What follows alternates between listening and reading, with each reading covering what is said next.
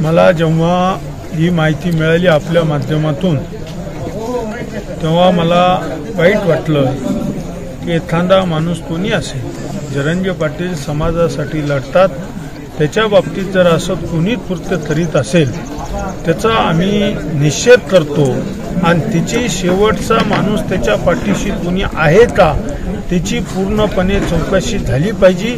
मी असं SP साहेबालाही बोललो आणि मी स्वतः या महाराष्ट्राचे मुख्यमंत्री आदरणीय देवेंद्र फडणवीस साहेब यांना सुद्धा बोलून सांगणारे, साहेब याची चौकशी पूर्ण झाली पाहिजे आणि यात कुणीही समर्थन करणार नाही, याचा सगळा निषेधच करणार आहे। कारण की जेव्हा समाजासाठी एखादा माणूस लढतो त्यांच्या पाठीशी महाराष्ट्राची संस्कृती आहे, त्याच्या पाठीशी उभा। विचार वेगळे असू शकतात पण हे कृत्य करणं हे दुर्दैवी आहे, म्हणून आम्ही निषेधच करतो।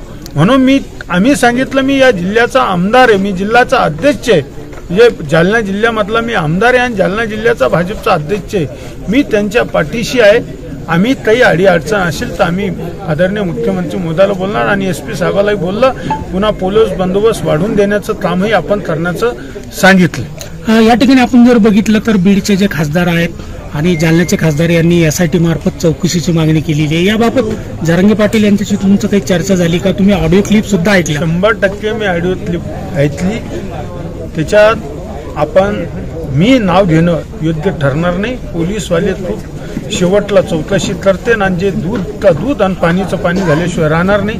100% असं जर होत असेल तर मुख्यमंत्री महोदय SIT चौकशी सुद्धा लावू शकतात, त्याच्यातले तज्ञ त्यांना सगळं माहिती आहे, ते कोणालाही पाठीशी घालणार नाही, हे मला पूर्णपणे खात्री आहे मुख्यमंत्री महोदयावर।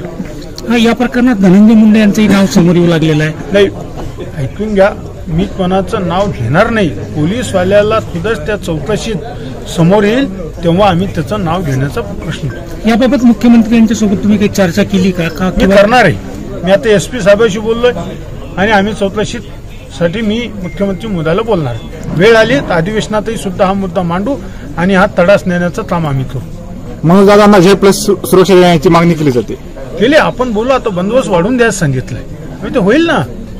100% मनोज दादा समाजासाठी लढले, त्याच्यामुळे आणि कुणी असं कृत्य करीत असेल तर आम्ही ते समर्थन करणार नाही, आम्ही त्याचा निषेध करून आम्ही त्यांच्या पाठीशी राहू। ओके।